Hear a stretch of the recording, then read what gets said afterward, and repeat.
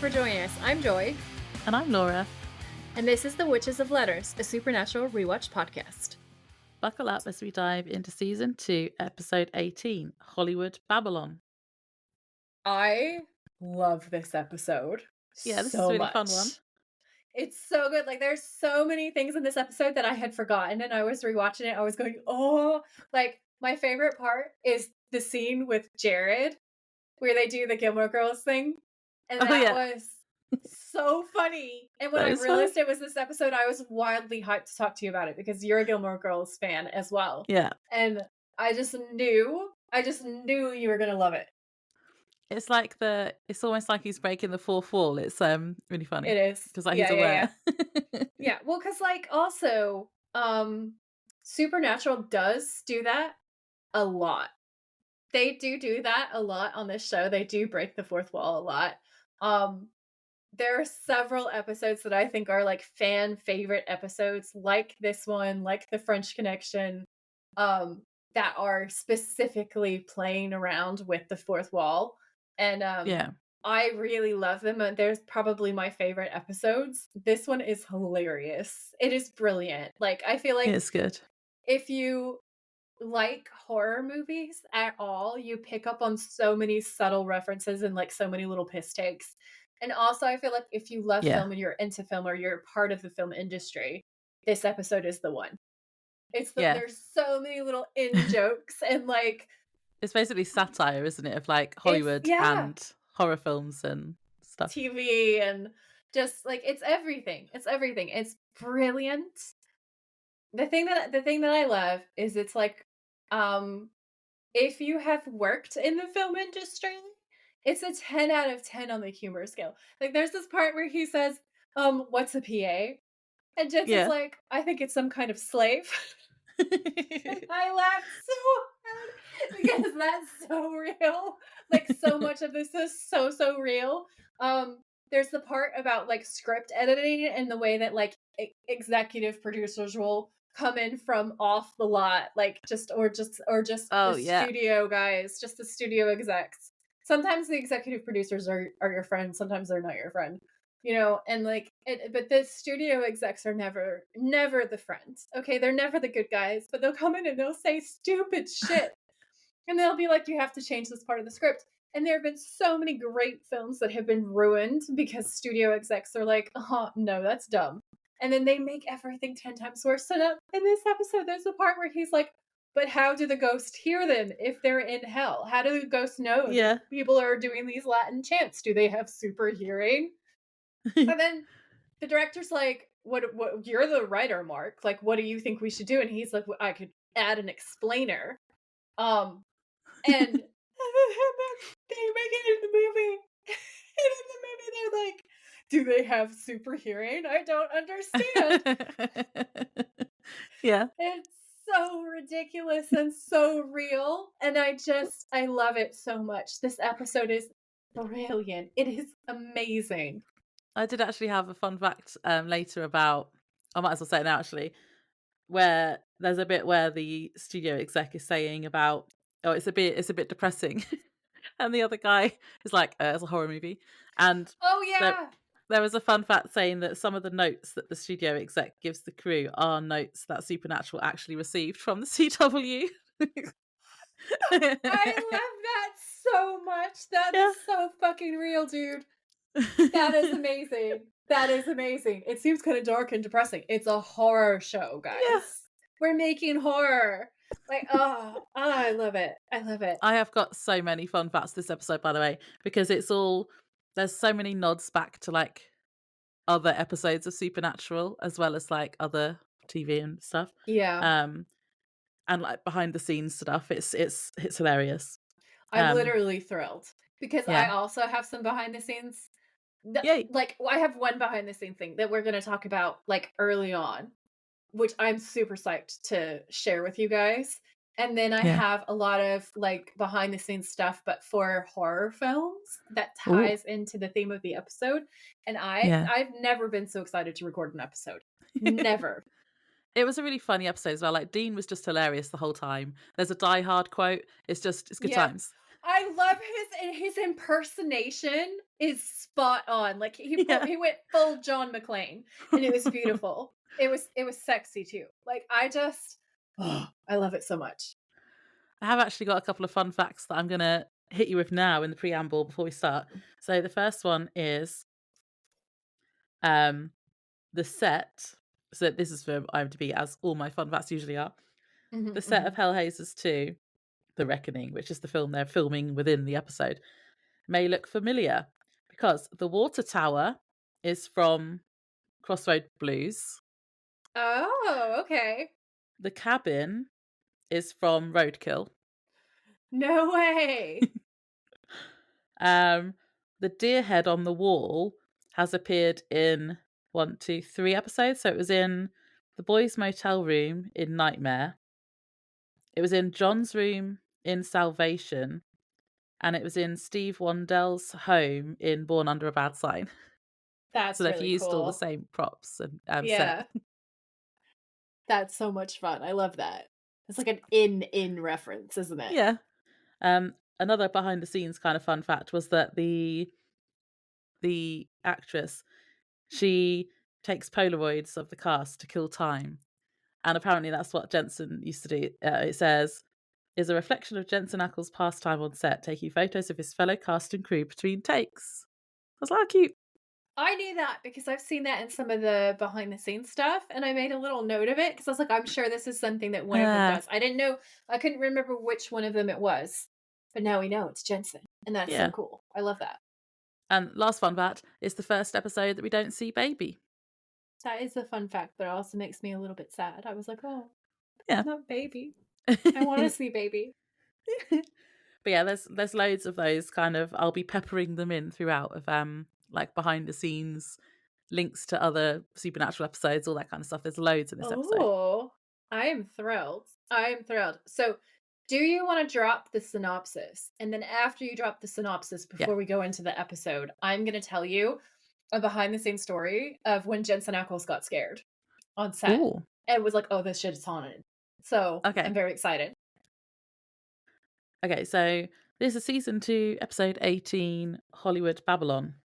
The original air date for this episode was April 19th, 2007. Sam and Dean investigate a seemingly haunted movie set when a crew member is killed and an actress says she saw a ghost. They work out that this was a publicity stunt and the guy who died was a hired actor, but then one of the studio executives is lured to his death by a real ghost, and the boys work out there must be a spirit haunting the set because he died in the same way someone else did on the set years before. They find, salt, and burn the remains of the actress who they think is doing the haunting, but then a producer is lured to his death by another ghost and they realise it can't be another vengeful spirit. After some more investigating, they realise the summoning ritual in the script is real, and that's how the spirits are manifesting. They confront the writer, who tells them there was another writer originally, Walter, who was fired, and realise he is the one behind the killings because he's annoyed that they rewrote his script. At the end of the episode, they confront Walter and he breaks the talisman he is using to control the spirits, freeing them. They then turn on him and kill him. The ghost, not the Winchesters, just to be clear. Oh, yeah. Sam and Dean just kill him. Sam and Dean are just like, enough is enough. Yeah, Yeah. the ghosts kill him. Yeah. Okay. So Yeah, this article, tell us. I'm going to Sorry, this I'm article excited. that I found. No, I'm really excited too. When I saw it, I was just like, yes. It's from Looper, and I have linked it in my show notes if you guys want to go and check it out. I think I'm more or less reading the whole article, but there might be a few little tidbits that I edited for time. But the title is "The Winchesters' Jensen Ackles opens up about a paranormal experience on the set of Supernatural," and I was like, Oh, "Oh, hello! This goes so well with this episode." So, basically, he talks about interviewing Jensen and a little bit of back and forth, and Jensen being a little bit reluctant to open up about the experience, and then he does. So the article starts with him saying, Ackles finally relented, owning up to the fact that he's had at least one pretty creepy experience. Ackles says, I'll give you one quick little story. I don't remember what season of Supernatural this was, but we used to shoot this decommissioned insane asylum in Vancouver called Riverview. So they I wonder used if to that was shoot. that Asylum? Yeah, it definitely was. They used to shoot, but I think it's multiple episodes. in a Ah, decommissioned, like, an actual asylum that is just defunct. yeah, that is creepy Eh. anyway. Yeah. Yeah, that's just no. I mean, so So, much negative energy there. I just feel like, "No, thank you." So he says, so there were 4 floors and a basement, and we generally filmed in the basement or the first 2 floors. The 3rd floor wasn't really utilized, and the 4th floor was totally off limits. Ackles was either determined to prove himself a true Winchester or that people were making a fuss over nothing. So he goes on to say, and one day, I got the liaison of the building of the property there to take me up to the 4th floor, he recalled. And I said, I got to know what's going on. And she walked up and she said, well, there's this staircase I was pushed down. And I was like, who pushed you? And she Ew. was like, I don't know. I was alone. And he goes, nope. So the interviewer says that wasn't enough for Ackles to hightail it back to the slightly less haunted floors. The tale of the scary experience wasn't enough to keep Jensen from exploring the forbidden area of the haunted asylum. No, he wanted to take a bath. So he says, then she opened this one door and she's like, this is a room I will not go into. And it was a single room that was floor to ceiling tiled. And in the center of the room was a drain and there was a bathtub, a clawfoot bathtub. All I can think of when I'm listening to this is Bathtub Lady, by the way, from The Shining. Yeah. Um, so he says it was sitting in the middle of this room. And Ackles says, and I don't know. I just walked right in and then I laid down in the bathtub. And there was a As you moment do. when I was like, there's nothing wrong with this. And then I felt something. Yeah. No. Yeah. He says, I felt like a pressure on my chest and I was like, I'm going to get up and get out of here. Um, so the interviewer says, well, at least he didn't wait for a spirit to try to drown him, which is a nice reference to that episode of Supernatural. But there's a reason why the Supernatural cast and crew don't usually talk about these experiences. So he says, you know, we get asked a lot, were there ever any things that happened on Supernatural that was like hard to explain? And Jensen says, yeah, but we don't talk about it much. And that's where it ends. Oh. Like, that's the cutoff point for the article. And I was like, that's the biggest teaser ever. I guess he Yeah. just didn't, like, he literally was like, we don't talk about it much. And then he was like, we don't talk about what we don't talk about. We don't talk about Fight Club. Yeah. What was that episode where I was like, it's like Fight Club? It was like early on in season 1, I think. Oh, they were talking about we don't talk about the family business. That might have been Route 666 with Cassie, where Yeah, Dean maybe. tells Cassie who they are, and Sam's like, we don't talk about the family business. And you were like, it's like Fight Club. We don't talk about Fight Club. Yeah. But yeah, no, I love that. I thought that was really, because this is the only thing that I, aside from the dolls, like the haunted doll and the Danielle pranks, this is the only thing where I've seen him actually admit that he was like Yeah. freaked out by something he couldn't explain, that he felt something that he would describe as paranormal, and then he booked it out of there. Like, that's the only, I don't feel like he'd admit that he believes in that, maybe. yeah. This is the only time I've ever caught him being like, yeah, that was spooky. So I thought that was gold dust. And Yeah. I bring it before the court, you know? Here we go, guys. He laid down in a haunted bathtub in an abandoned asylum and said, no.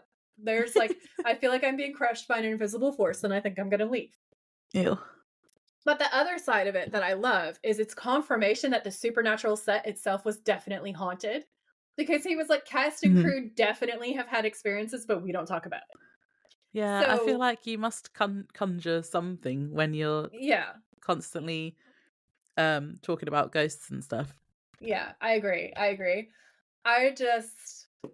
love that. I love that so much. I'm going to do more digging and I'm just going to see if I can find if anybody's cracked and said anything more or shared any experiences from the actual set. But yeah, well, I guess that is from the set because that was part of the Supernatural set. So we have one haunted Supernatural set story, but I'm going to see if I can find any more. That was good. That was a good story. Thank you. Do you want to kick us off? Okay. So we open on a porch swinging. It's dark and atmospheric, although no wind, so I'm not sure why the chair is swinging. Ghosts, obviously, haunted. A woman is shouting out for Mitch and Ashley, asking if they're out there. An owl hoots and there's mist everywhere now. Someone comes up behind her and she screams, but then recognises him. And I had a note to say, this seemed very over the top for me and overacted, but then it made sense when we had the reveal that it's a film set and they're acting in a horror movie. A B horror movie. Can I just say, like, this is very like B horror movie stuff. the dialogue from this Brody was very over the top. Do you want to give us that? Yeah, sure. I'm trying to pull myself together to read it because it's so funny. When he's like, Brody? And Brody rocks up and says, Ashley and Todd, they're dead. Wendy, they're dead. And Wendy says, Brody, pull it together. And Brody's like, pull it together? We don't have a chance, okay? We've got to get out of here now. And Wendy's like, no, Brody, we are not leaving. We have to go find my sister. And Brody says, no, I'm getting out of here right now. And then he runs away. And it is hilarious. And So then over the top. Wendy's screaming, Brody, get back here, Brody. God, you son of a bitch. And then she hears this movement behind her, and she lets out this long scream, but it's the worst scream. It's just the weirdest, worst scream. And then we hear people be like, saying cut and stuff, and we pan out and we see that it's a movie set. And that there's a tennis ball over a camera for representation of like where the monster is supposed to be at, that she's supposed to be reacting to. And she turns around and looks kind of disgusted. And the director, who's Mick G, walks up and he says under his breath to the other guy, he says, cut. And he's like, what the hell was that? And he's basically like, don't even put a mark on that. That was terrible. Like, that's so awful. I want it to stop existing. And that made me actually laugh out loud. And then there's the fact that, like, you might have this in your behind the scenes fact, but McGee is obviously also like the actual dude who works on Supernatural. So this set of sequences, I feel like there's some funny in references, and I'm really excited to hear as Laura picks up like the fun behind the scenes stuff. But yeah, it's so funny. The scream is just, it's the worst. And then all I could think of was, you know how Laura has her scream critiques? I wrote Laura in her scream critiques, I'm dead. This whole time she said, oh, that was a bit delayed. Oh, that was shit. And then this one is literally awful. And I was like, are they self-aware? Like, do they know that some of the actresses screaming was just not the best in season 1? Because this is fucking hilarious. Yeah, it was the one in Hookman, wasn't it? It was like really delayed. That one was really, really, really bad. I also wrote down, this is a bad B movie. And I wrote down, the tantrums are everything. Like, this set is so clearly painted in the back. It's just so funny. So they're taking a break, and the director comes over to give her notes. And he is really weird because he calls her pumpkin and touches her chin at one point. Did you notice that? Yeah. And then Tara goes over to where the guy playing Brody, who's called Rick, is sitting, talking to the lighting guy, Frank. And Frank is saying how there's weird stuff going on around the soundstage. Rick tells Tara that Frank thinks the stage is haunted. And then when Frank walks off, Rick says he must be off his meds, so they don't believe him.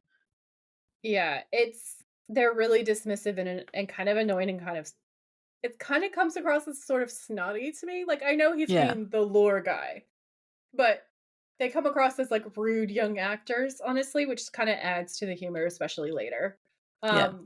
With the body reveal, that was great.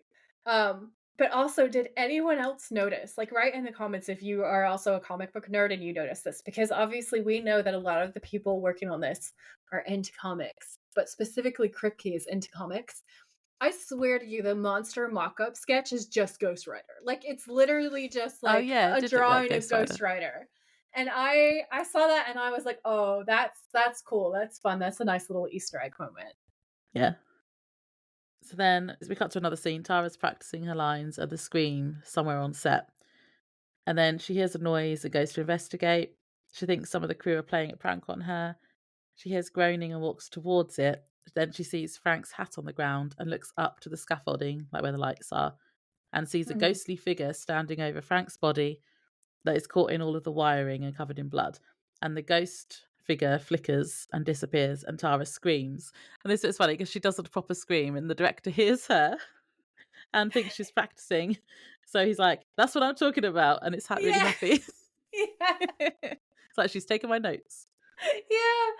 And honestly, the thing is, I wrote down, it's still like a weird low-pitched scream, and it's still not really excellent, to be honest. And I was like, at least it's better. And the director's happy about it. And I thought that the death was, like, fun because it felt very Phantom of the Opera. Um, Yeah. Yeah. and I'm pretty sure that this studio that WB is part of is also the same studio that released some of the original old Phantom of the Opera, like, movies, and that's fun. Um, and I know that Lon Chaney's ghost is supposed to haunt it's rumored to haunt that set. So I thought that that was kind of like a hidden Easter egg as well, and there's just so many of them throughout, and I loved it. I liked how this was a kind of classic supernatural thing where you have a really gruesome scene and then it's really funny straight after because you see the Right? Frank's body and then the director makes it funny. His death scene was so gory and scary and really realistic, and I thought it was absolutely Yeah. fantastic. Like, it was like an actual jump scare. It was great. Yeah. Also, little fun fact, did you notice the other guy with the director, he's the producer, was Bob from that 70s show? Yes, I did notice that, and I could not unsee it, like, the whole time. It was so funny. Yeah. So then we get the tour of the Hollywood tour of the lot. It's so good. Yeah, so we see the Warner Brothers studios and it's daytime, and Sam and Dean are on the trolley tour of the studio, passing by different movie and television sets. And the tour guide is on a PA and she's saying, first opened in 1927, the lot has been in continuous operation for 8 decades. And Dean turns to this kid next to him who's eating ice cream and he goes, hey, do you know this is where they filmed Creepshow? And he is full film nerding it. And I was just like, I was in seventh heaven. I was loving this so much. And I was like, okay, Stephen King reference right off of the top. Right out of the gate, we have a Stephen King reference, and that made me so happy. And then I was like, this kid literally does not give a fuck. He has no Right. idea what Dean is talking about right now. And he is seriously horror nerding. And I was like, I am laughing so hard. This is great. So then it continues. And the tour guide says, now to the right, here is Stars Hollow. It's the setting of the television series Gilmore Girls. And if we're lucky, we might even catch one of the show's stars. And Sam looks hella uncomfortable, He which is does. hilarious because Jared is obviously Dean in Gilmore Girls, right? He is the star from the show that they might see. Exactly. And Dean gives him this thumbs up, and Sam's like, come on. And Dean says, let's finish the tour. And Sam just bolts. And he's like, Dean. And Dean hops off as well, and they continue walking around the lot. And like, I swear to you guys, I have never laughed so hard in my entire life. This is the best in reference ever. It's Um, funny. I was like, his face too. Like, if you look at Jared's face is like, there are no words, okay? There are no words for the expression on his face. It is my favorite thing. And I was like, I have theories. I was like, in the Winchester world, I feel like Sam is a closet Gilmore Girls fan but Uh, like can't take the idea of Dean realizing by him reacting to stuff like that on the tour, so he just gets really uncomfortable. It's like, let's leave. Um, and then my other theory is like the same one that Laura had before, where it's just like the fourth wall breaking, where it's like he is the star and he has to jet. It's so funny. So then Dean says, Sammy, check it out. It's Matt Damon. And Sam goes, yeah, I'm pretty sure that's not Matt Damon. And Dean's like, no, it is. And Sam says, well, Matt Damon just picked up a broom and started sweeping. And Dean's like, yeah, well, he's probably researching for a role or something. And Sam's like, I don't think so. And then he sees a sign and he's like, hey, this way, I think stage 9 is over here. And Dean's like, come on, man, let's keep going this way. And Sam's like, no, come on, we've got to work. And Dean sighs and he goes, dude, you wanted to come to LA. And Dean's like, yeah, for a vacation. I mean, swimming pools and movie stars, not to work. Sam says, this seemed like swimming pool weather to you, Dean? I mean, it's practically Canadian. And that made me laugh because, as we know, they filmed yeah. the show in Canada. So I was just like, that's the best. And Dean says, yeah, I just figured that, after everything that happened with Madison, you could use a little R&R, that's all. And Sam It's says, well, actually maybe really sweet because, it's like, adorable. Dean's actually being thoughtful for once. Yeah. Hey, he's thoughtful on occasions at times. So Sam says, well, maybe I want to work, Dean. Maybe it keeps my mind off of things. And Dean says, okay, all right. So this crew guy, what did he died on set? And Sam's like, yeah, rumors spreading like wildfire online. They say there's a set that's haunted. And Dean's like Poltergeist? And Sam's like, could be a poltergeist. And Dean goes, no, no, no, like the movie Poltergeist. And Sam kind of shrugs like he has no idea what Dean's talking about. Dean, classic horror nerd, just spouts this off. He says, you know nothing of your cultural heritage, do you? It was rumored that the set of Poltergeist was cursed, that they used real human bones as props, and like at least 3 of the actors died in it. And Sam's like, well, yeah, it might be something like that. And Dean's like, all right, so this crew guy, what's his name? And then they break into the case. But this is where I'm going to put my Easter egg, because I have all the backstory Hmm. for this reference that he's making. Did So we? I put a note in here to say, did we talk about this before? Did you tell us about Poltergeist before, or did we just talk about it at some point? we did talk about Poltergeist before, because we talked about the clown doll in Poltergeist, and we talked about the set Yeah. being haunted. But these angles that I'm going to give you now, I believe, are completely fresh. I'm pretty Cool. sure that I didn't cover any of these before. So, it turns out that human skeletons were in fact used in Poltergeist. That's true. Mm-hmm. That's a true story. Yeah. So, Jo Beth Williams claims that producer Steven Spielberg insisted on using real skeletons. Williams, who played Diane Freeling in the first 2 films, said that Spielberg wanted to save money by using cheaper real skeletons instead of plastic ones. Williams didn't know that the skeletons were real until after the filming was complete. So this woman is Yeah. rolling around in the mud for 5 days with real human skeletons, being like, oh God, this is so creepy. I'm really struggling with this. Yeah. And then I'm not there's all surprised. then there's all the haunted shit that's happening on the set, which I did cover in a previous episode. That's what was covered in the Yeah. previous episode, was all the Because stuff they that use went. real skeletons.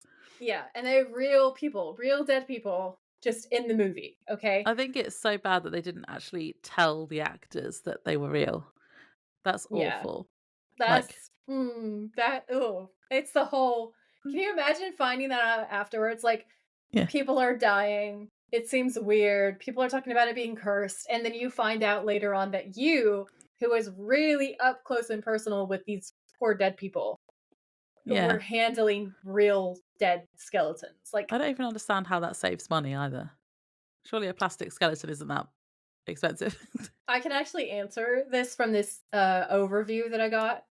So, Gemini says it was too expensive to make fake skeletons, and at the time, it actually was cheaper. So the practice was really common at this point. So using classroom skeletons in films was done. So in Frankenstein in 1931, for instance, they used real skeletons, and Poltergeist did the same thing. So like in the film industry at this point, they hadn't developed FX enough so that plastic skeletons weren't really something that was being produced that much. And the ones that were being produced looked really fake. And even if you tried to like Uh, paint them up, and they just didn't look good. So it was actually cheaper to buy real human bones that were intended ugh. for classrooms, because we used to have real human skeletons in our classrooms as teaching tools rather than plastic ones. So like it's wild but true. So then that's part of the lore that spreads about the Poltergeist movie being cursed. So it goes on to say that the Poltergeist curse is rumored that is attached to the trilogy and also the crew itself. So the rumor is based on the deaths of several cast members who died within a few years of each other, including Dominic Dunn, who was murdered, and Julian Beck, who died from stomach cancer. Yeah. So when you like look into it, the general consensus is that like those deaths are super sad, but it doesn't have anything to do with a curse. And then there's also this rumor that somebody did an exorcism on the set, which I talked about before. That's very difficult to verify, and that might just be a rumor. Hmm. But then I found an interview that was done with the person who was responsible for the props for the film. And I thought that that was interesting. So he gives a little bit more details about the ins and the outs of it all. So this horror magazine asks this question where it says, it seems most people who talk about the curse attribute it to the use of real skeletons on the set. Can you tell me about this? What were the logical reasons that this route was chosen? And so he says, and all the links and everything, everybody's names are in my show notes if you want to follow this up. This is the thing that makes me somebody's worst enemy because this is laying their house manure at my doorstep. So he's talking about how, like, he gets all the shit for this basically, and he gets such a Yeah. bad rap for this. But he says, I'm gonna describe very simply what the real skeletons were all about. He says the skeletons I ordered in 1981 were featured in a catalog of a company that provides biological supplies. They came wired together for display in classrooms and included a metal stand and a vinyl cover. I ordered about 12 or 13 of them. Please try to contain your horror at the number 13. Alternatively, the company also offered plastic skeletons for the same purposes, classroom study. The drawback was that the plastic skeletons were really all replicas of the original sculpture or mold, whereas the real skeletons were all different. This was pointed out in the catalog. Also, the plastic skeletons were actually more expensive, presumably because of the materials and labors required to produce one of them.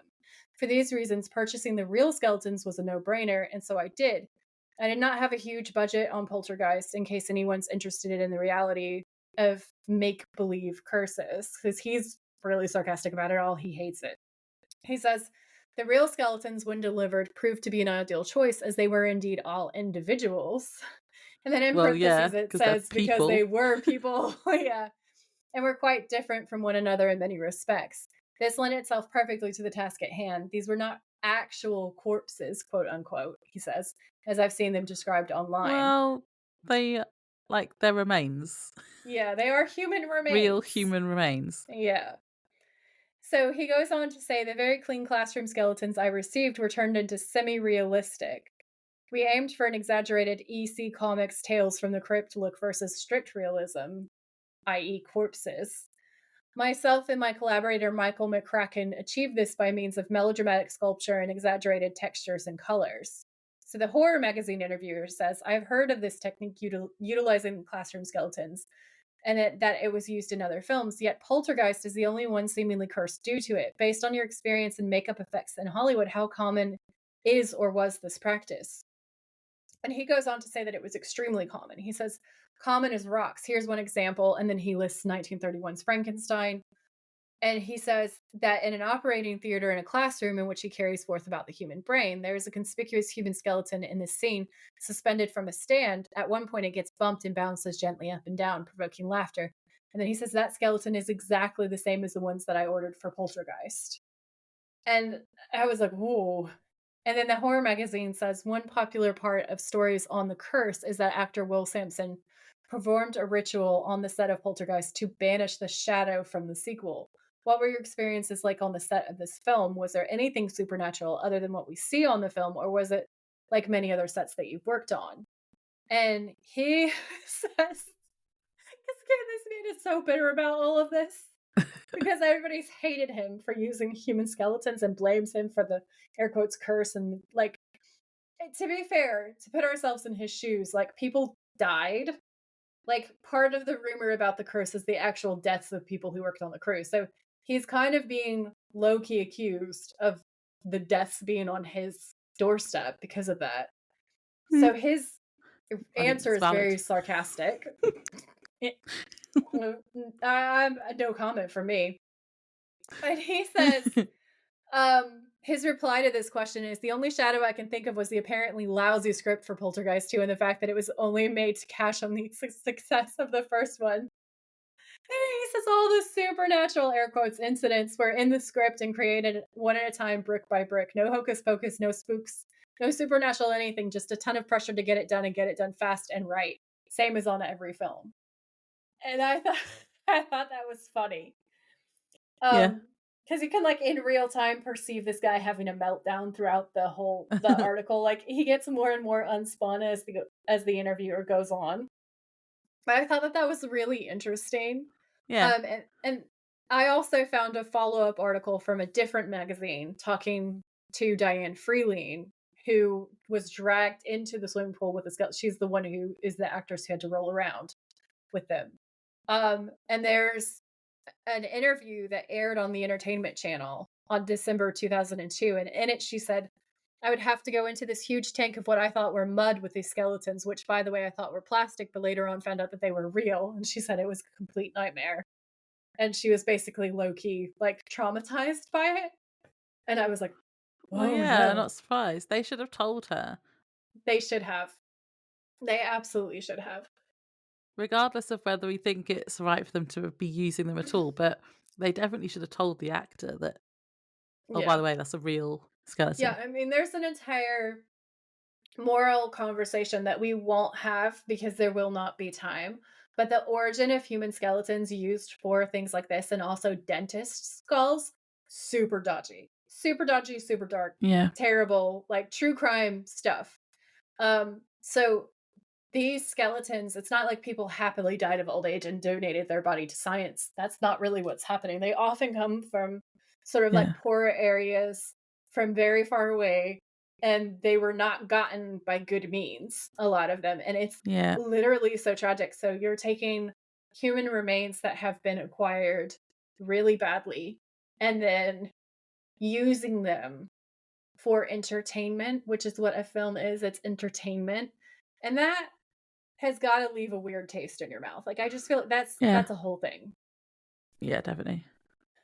So, because we've already gone a little bit creepy, I I dug a little bit deeper. I went a little bit further because it's me, and I found a list of the most cursed films of all time with the most haunted activity on them because it goes so well with this episode. So, the next one that they rank as very haunted, they ranked Poltergeist as number 1 on their list, and then I found a few others. So I'm gonna go through them kind of like in order. I actually feel like number 3 should be number 1. So keep that Yeah. in mind. So it's gonna get like more and more and more creepy. So this article says, strap in for this one. Producer Harvey Bernard claims that the initial idea for the seminal horror classic, The Omen, came from an Ooh. advertising exec named Bob Munger. Munger suggested that a movie about the Antichrist would be really cool, but then no one would actually make it because, quote, the devil was at work and he didn't want that film made, end quote. Yeah. Interesting. Uh, Okay. So then it goes on to say he may have been right. Just a month before filming was to start, lead actor Gregory Peck's son committed suicide. As he flew to the set, Peck's plane was struck by lightning, and then executive producer Mark Newfield's plane was also struck by lightning on his way to the location. mm-mm. The hotel Newfield and his wife were staying in got bombed by the IRA. Then God. the crew hired a small plane to do some aerial photography, but it was given to another client at the last minute. That plane then crashed on takeoff and killed everyone on board. Filming a zoo sequence, the young boy playing the demonic Damien apparently upset the baboons so much they started freaking out. So an animal wrangler was called in to help. The next day, he was mauled by a tiger and killed. But perhaps the most chilling result of this curse, air quotes, was what happened to special effects supervisor John Richardson on one of his big FX sequences in The Omen. Was one in which a character is decapitated by a sheet of glass. While working on his next movie in the Netherlands, Richardson and his assistant were involved in a car accident, and his assistant was, you guessed it, decapitated. Ooh. Right? I know, it's just a big bag of nope. Legend has it the accident occurred near a street sign that read Omen, as in OMMEN, 66.6 kilometers. But Oh, it's all yeah, I think I've heard that coincidence, one right? before. Yeah. Yeah. I was like, oh. And they give it a plausibility score for each one. So they say 4 out of 5. It's hard to write all of this off as coincidence. Even when people discount some of it, like the existence of the Dutch street sign, there's a lot more that has been verified. And I Yeah. was like, bleh. Eh? So scary. Okay. So this next one, which is my last one, and then I just have a couple little fun facts, Okay. is the scariest as far as I'm concerned. And I've heard of it before, but I did not know all of the details. And I was reading it, I was just like, oh my God. So I feel like if you're into film horror and spooky stuff, you will have heard this, but you might not have heard this level of detail before, because I know that I hadn't. So this movie was called Atuk, Atuk. So it was Oh. filmed by Universal, 20th Century Fox, Universal Pictures, and Sony Pictures through their entertainment division. And the article says, rounding out our list of horror is not a horror film, but a movie that is believed to be so cursed it will never be made. a comedy based on the 1963 satirical novel called The Incomparable Atuk by Canadian author Mordecai Richler. The story is about an Inuit poet who travels to Toronto and has a series of fish out of water experiences in the big city. The film version Americanized it by making Atuk a native of Alaska who travels to New York. So they whitewashed it. Yeah. Not great. So then they go on to say, sounds pretty basic, right? It might as well be if the movie didn't seem to kill every actor associated with the lead role.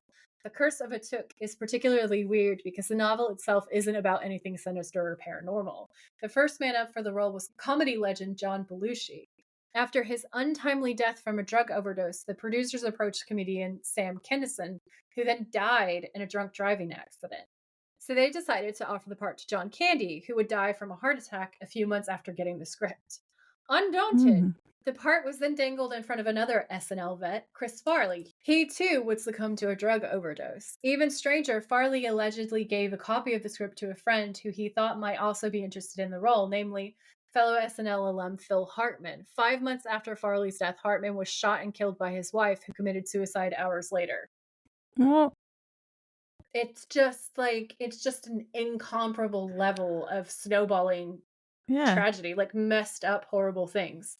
They give it a plausibility score of 5 out of 5. If this movie doesn't scream cursed, yeah, we do not know what does. Yeah. Like, that is the most cursed film of all time. Ranked. Yeah. That's spooky. It is so spooky. Okay, so this is for Laura, who may or may not want to kill me after I read this to her.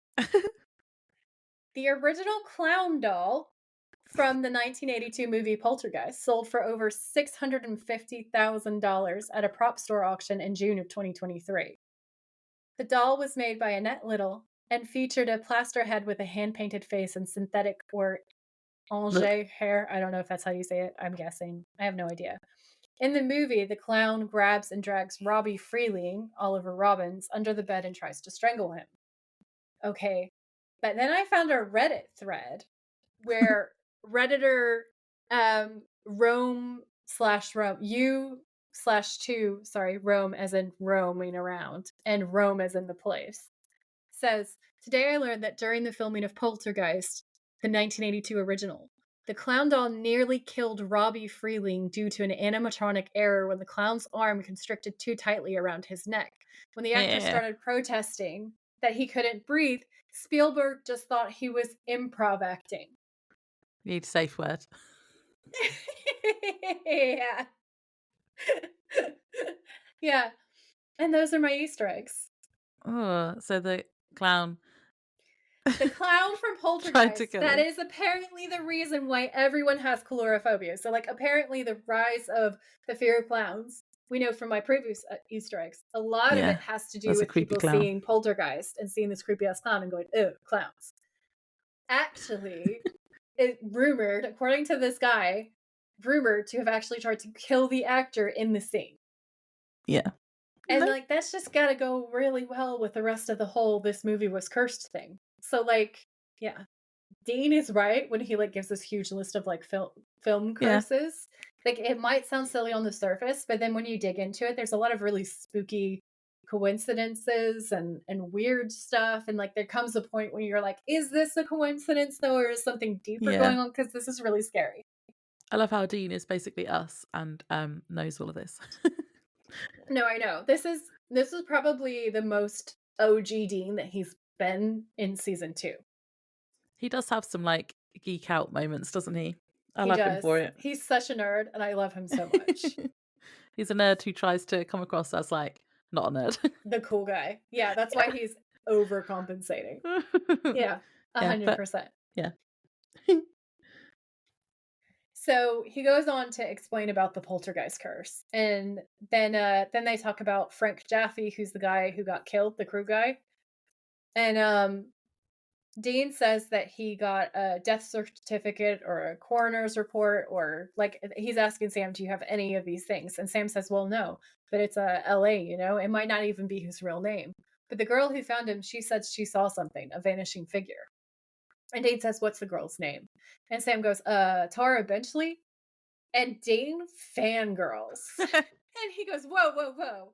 Tara Benchley from Fear.com and Ghost Ship. Tara Benchley, dude, why didn't you say so? And Sam's like, so now you're suddenly on board. And Dane's trying to play it cool, but is not playing it cool at all. And he goes, oh, I mean, I'm a fan of her work. It's very good. And Sam makes this face like, is it good work? And that fucking killed me, dude. Like, that Yeah. was honestly so funny.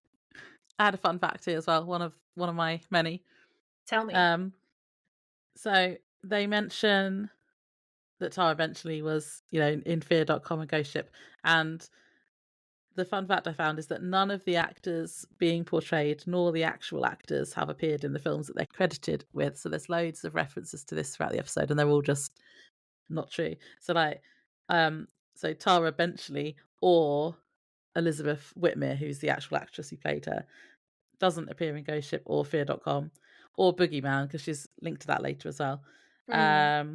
And Gerard St. James or R. Nelson Brown, who's the real actor, he didn't appear in Critters 3 or Metal Storm, which is what he's been credited with in this episode as well. So yeah, they've just made that up. That's really funny. Do you think that's like an in-joke to the fact that like the maybe. IMDb credits and stuff, like the website stuff tends to get it wrong all the time, or like actors will lie and be like, oh yeah, I was totally in that. Yeah, maybe. So funny. So then we see a studio executive talking to the director and the producer, giving notes, and he's asking if it could be brighter because it's depressing. So this is what I was talking about earlier, where they said these were real notes that they got from Supernatural. Yeah. And the director's like, it's a horror movie. That was and then so he funny. asks, quote, green shirt guy, aka Dean, to come over because he sees him. And he asks for a smoothie because he thinks Dean's a PA. And he's like, what? And Sam runs over to save the day and be the charming one. And he's like, one smoothie coming right up. And Dean's still looking at them confused. He's just confused the whole time. He's like, I don't understand. And then Dean's like, what's a PA? And Sam says, I think they're kind of like slaves, like what I said before. Honestly, it's so funny. It's so funny. And it's then funny. When they're later on, when they're sort of like struggling, like, because he's like, how are you struggling to understand what a smoothie is? And so he makes this comment. Brad says they'll let anybody in this business, huh? And then there's more like scoffing. And I died laughing because the implication is that the boys are too stupid to do the most basic of all tasks. I almost did a spit take, honestly. Like that was so unbelievably funny. Yeah. And then we cut to a little bit later on and Dean's walking around with a whole tray of smoothies. Yep. And he goes over to the scaffolding where Frank died and he makes his way to the top and checks it out with his EMF detector. And a scene is playing out below. So there's a bunch of teens in a cabin and they're summoning something. And I read that this is supposed to be a nod to the Evil Dead films because that's what I wrote down. Is a big fan. My notes are literally, this is actually just the Evil Dead. Yeah. But there was a fun fact as well about one of the actors. So it says, let's see if I can find it.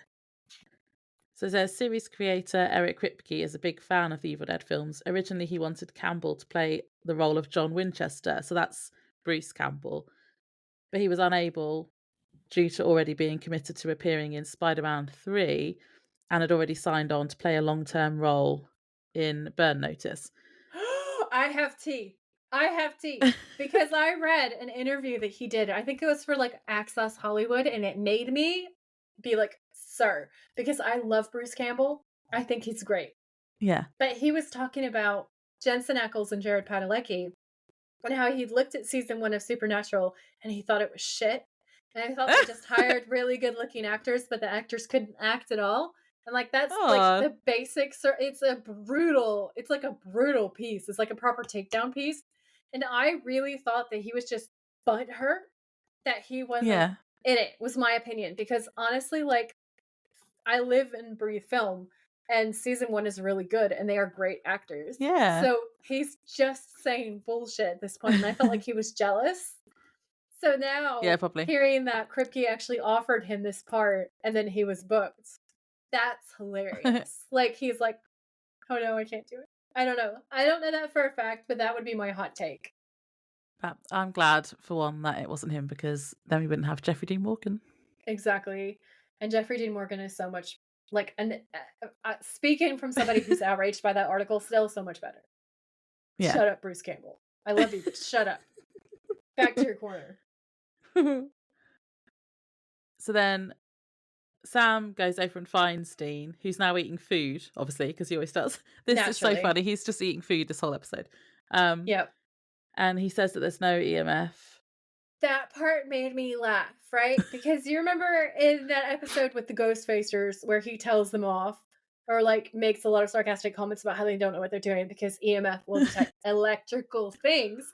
And he's Yeah, this next literally to whole load of walking up lights. the rig. There's all the lights and all of the electrics on the set. And I just literally wrote, what the fuck? So yeah, Sam asks what he thinks, and Dean says being a PA sucks, but the food is great. And then he offers Sam what he calls a mini Philly cheesesteak sandwich, and he's like, "They're delicious." He says they're wonderful. He And was he so says happy. it like he's been transported to his version of paradise. He loves And food. I thought that was amazing. And then there's like they're doing the Latin and people struggling with the Latin. And I know from reading Supernatural Wiki that Jensen and Jared struggled with the Latin when they're supposed to say it during the exorcisms. I think that was a piss take of them. And then the crafty stuff, if you see the behind the scenes on the DVDs for season 1, you will see that like a huge chunk of their personality on set was just like demolishing crafty. Like especially Jared. Jared was like, there's a part where he's like, and these are my 3 meals, but this is just a snack, and I'll be back later for more. And it is so funny. So I feel like both of these things are like just taking the piss out of Jensen and Jared for being who they are, honestly. This was so disgusting though, because then Jensen's like, well, Dean he shoves one of them in his mouth and he continues talking to Sam and he has a bit of fat or something sticking out of his mouth and it's just disgusting. And Sam Yeah. looks horrified as well. And Yeah. I think I was just He's like, ugh. yeah. Yeah. It's so funny. And then he says no one knew where Frank lived or anything. And he says he did find out that some of the stuff, this is Sam, said he found out some stuff about Stage 9's history. However, he says 4 people have died there in the last 80 years, 2 suicides and 2 fatal accidents. Dean says it could be a vengeful spirit. And then he sees Tara and his downstairs brain takes over.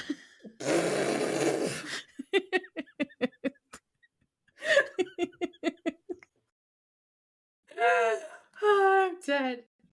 I'm dead. And you can do this dialogue, but I had a fun fact, which is he basically goes over and says that she was great in Boogeyman, and she says it was a horrible script, and the script to that actual film was written by Eric Kripke. Oh my god, the shade! That's amazing. So they're like all making jokes about each other in this episode. It's so funny. Oh, the banter is a 10 out of 10. Okay. So basically, Dean starts making his way over to Tara. But what he does is he basically like drive-by assaults this guy who has scripts. So he like runs into him, rips the top set of pages out of this man's hands, who's looking at him like, what the actual fuck just happened to me? Dean does not miss a beat, runs over to Tara, and I've written that he's like full doe-eyed, and he's like, hey, are you supposed to get one of these? And he is fangirling so hard. And she looks up at him and she smiles because let's face it, Dean's hot, okay? Yeah. And he says, I don't really know what I'm doing. And Tara's like, first day? And he says, yeah, my big break. And she laughs in his face, but in like a funny way, right? Not in a terrible way. And Dean goes on to say, I know it's really uncool to say this, but I'm a big fan. I loved you in Boogeyman. And that's when she says, oh God, what a terrible script, but thank you. It's so much funnier now that I know that, because I thought it was like a reference to maybe Halloween, because Michael Myers is the boogeyman in Halloween. So I thought, oh, and she's kind of styled like Jamie Lee Curtis is in that movie. So I sort of thought that. But now that I know that Kripke wrote that, that's so much better. That's so funny. So Dean says, yeah, you found him, right? The dead guy? And she sort of looks away and he says, I'm sorry, you probably don't even want to talk about this. but he doesn't like he's a kid in high school and he's trying to talk to a pretty girl. The whole thing, I'm dead. It's so funny. And Tara says, "No, no, no, actually, it's okay. Nobody around here really brings it up very much." And then she whispers and she says, "I think they're all scared I'm gonna have some kind of breakdown." And Dean says, "That must be awful. What happened?" And Tara says it was horrible. There was all this blood running from his eyes and from his mouth, and I saw this. And then she stops like she's embarrassed, and Dean says, "What?" And Tara says, "I saw this shape. To tell you the truth, I don't know exactly what I saw. I just know that I saw it." And then Walter walks A up ghost. and he hands her a Snapple and he says, "Here you go, Tara." And Tara says, "Thanks, Walter." And he walks away. And Dean says, so this crew guy, Frank, did you know him?" And she's like, "Nah, not really." And Dean says it's funny. It's like nobody around here actually knew the guy. And she says, "I've got his picture." And Dean's like, "You do?"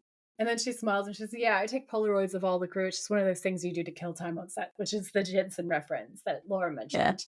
Um, so then she flips through until she finds the photo and identifies him. And Dean looks at it really closely and then he says, "Son of a bitch." And we're like, "Oh, this is going to be good."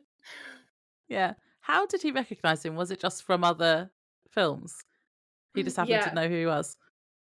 It's literally that Dean is a horror movie nerd and a movie nerd Yeah. in general.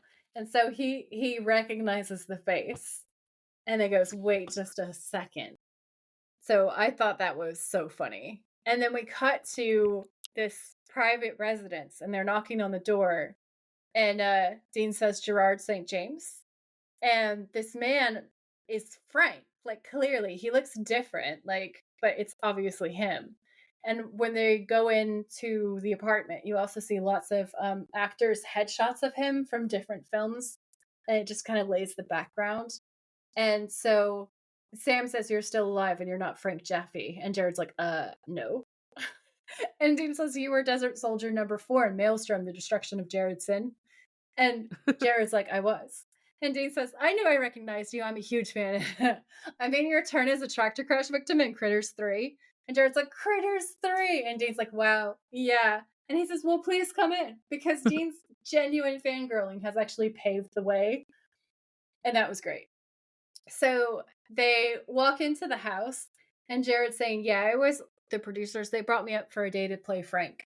And he's like, "Just to fake your death?" And Jared's like, "Well, rumors of a haunted film set, free publicity, especially when you're making a horror movie. I mean, it's already all over the internet." And Sam's like, "Yeah, we know." And he's like bitter about it because that was what drew him in. And he realizes that like he came here for a hoax. And that's kind of great. So Jared says, "These days it's all about the new media building buzz. They say I'm the new lonely girl." And Dean says, "Who?" And Sam says, "And the ghost that Tara saw." And Jared says, "Protected on a screen from diffusion." And Dean's like, "Isn't that kind of cruel messing with their heads like that?" And Jared's like, "Hey, I just play the part. I don't write the script. Speaking of, I'm playing Willie in a dinner theater production of Salesman at Costa Mesa all next month." And he gives Dean this flyer and he says, "You get a free pepper steak with a coupon." And Dean's kind of laughing, but he's like, "Now, wait a second. If you're seen in public, won't that ruin the hoax?" And he says, "No." And Sam says, "You know what? Thanks very much, Mr. St. James. It was just nagging at us, but we're glad you're alive and well." And Dean's like, "Yeah, absolutely." And then they shake hands, and he says, "Hey, I wanted to ask you, what was it like working with Richard Mall?" And then he says, "Metal Storm" to Sam. He says, "He was Huruk, king of the Cyclops people." And Jared says, "Gentleman's gentleman." And Dean says, "Yeah." And then he says, "All right, pepper steak." And he's just such a nerd. He's such a nerd, and I love it so much. I got confused about why this scene had so much of the so much time in the episode, because it was like it kind of felt like part of the scene was cut, maybe for time, but then it didn't really make Mm. sense anymore. But that might just be me, because it's like they're talking about all the films he's been in, and then Sam suddenly wants to leave. Yeah, I don't know. It just maybe it was the flow. The flow was weird. I thought it was hilarious. It Like, was and it's funny. referencing a lot of real movies that kind of like adds on to it. And then it's so for me, what it does is it establishes Dean as like an actual insane horror nerd because he Yeah. talks about him being a background character as like a tractor crash victim and the third sequel of a shitty horror franchise. Like, that's how into these B-movie horrors he is, and it's sort of setting Dean's character up to be that guy, um, while also, like, discussing this point that did happen. So, like, the whole thing behind, their sets, like, the Blair Witch Project and The Conjuring, there are literal things where Hollywood has done crazy shit. Like, there's rumored deaths, but there was no real death. Um, there's the sight of like ghosts and other things, and it's like they were actually it sort of sets up a conspiracy theory, like were some of these things where Yeah. the actors themselves were fooled so that they went off and talked about it in the press and generated loads of hype, or were they all in on it? And it just sets up this kind of fun John Winchester sort of conspiracy board for us to be Yeah. like, Yeah, I how suppose deep that makes does this sense. go? 'Cause that was like the whole marketing for Blair Witch was that it was based on Yeah, a true and The story. Conjuring. Yeah, The Yeah. Conjuring. There's loads of stuff about how The Conjuring set was, like, so haunted, and almost their entire press tour is the actors talking about their paranormal experiences. That's so real. So, Yeah. um, I definitely think that it's a marketing strategy for a lot of horror films. There's, like, Annabelle as part of The Conjuring series too, like, they were talking all about, like, the real doll and all that stuff. So, like, I think that it's calling out, like, the Hollywood tactic of it all, the conspiracy theory of it all, and Yeah. I think it's really fun. You wouldn't be able to do that now with the Blair Witch stuff because there'd be so much social media stuff you'd have to do, like so much Yeah. background so that if anyone searched anything. But it was so convincing at the time. I remember thinking it was real Yeah, yeah. I because you couldn't there's look things up to check definitely them. no, there's definitely a more of a blurring between reality and fiction, Yeah. and it's kind of like that's just an era that I don't know if it'll ever hit that hard again, but No. it's very cool. It was iconic. It was iconic. Okay, so then we're back at the set and they're doing another scene, and the sound guy is hearing some weird feedback through his headphones, so they have to go again. And then the studio executive is giving more notes. He's saying that the logic behind the summoning doesn't make sense. He Mhm. walks off to answer a phone call, and as he does, we see a black and white apparition behind him. He doesn't notice it at first, but then he sees her and thinks it's someone in costume. And he says her neck wounds aren't going to read on camera, though. So she's like completely black and white. I don't know why he thinks that's makeup, like her clothes, her skin. Yeah. Um, he says that her neck wounds need to be red, and then he walks off shouting that he needs to talk to makeup straight away. And then the apparition disappears and then reappears near him, taps him on the shoulder. She drops the dressing gown and is now naked for some reason, then climbs the stairs of the scaffolding, luring him up there. And then we cut back to the scene being filmed, and he falls hanging from the scaffolding above, like into the middle of the scene. Yeah. I wrote down she gets naked, he follows her, creep factor, because I know dark Hollywood history. This is on like a 20 out of 10 for me. Like it's so Yeah, creepy. Um, and then you go back to the actors filming and it's literally Evil Dead. And I wrote, yeah, I am dead. I have been slain because this is what they're saying. Mitch says, when we read from that book, we must have brought them back from hell. And then Kendra says, because remember the stuff we talked about, like the explainer thing and the exec's notes about how did they hear them from hell? Kendra's next line is, but I don't understand. If they were in hell, how could they hear our chanting? And Mitch says, they must have super hearing. And I died. And then the ceiling of the abandoned house caves in and the actors start screaming, and McGee bolts to his feet, yelling in surprise because the crash was Brad's body falling through the top of the set and hanging on the noose. And there was so much spin yeah, on this body drop. I thought it was yeah. so funny. I'm also pretty sure that you could see the safety harness on the actor. But I laughed so hard. I laughed so hard and I wrote, "Oh, she killed him. Good for her." And he's so twirly. He's so And then twirly. yeah, because he's just spinning and spinning and spinning. It cracked me up. And then the Bluetooth fell out of his ear, and that was like Oh such yeah. a deep cut comedy wise. I was like, that's amazing. 10 out of 10. Awesome. So then we cut to another scene being filmed. The character Wendy, which is Tara, is saying they need salt as she's read in a book that it keeps ghosts away. And I wrote, is she reading John's journal? Yeah, I was like, wait just a second. Do they have a real book? It's John Winchester's journal. Yep. The writer, Marty, and the producer, Jay, or Bob from That 70 Show, Yeah. are talking. Marty asks if they should have shut down production because Brad just died. The producer says they had a moment of silence for him at breakfast and that he was just a He was studio just guy. studio guy. I wrote that down. I mean, bury me, I'm dead. Like, this is so funny. I was laughing so hard. I was borderline having like tears streaming down my face from just laughing so hard. This episode is so funny. He's like, "What do you mean? We had a moment of Yeah. silence for him."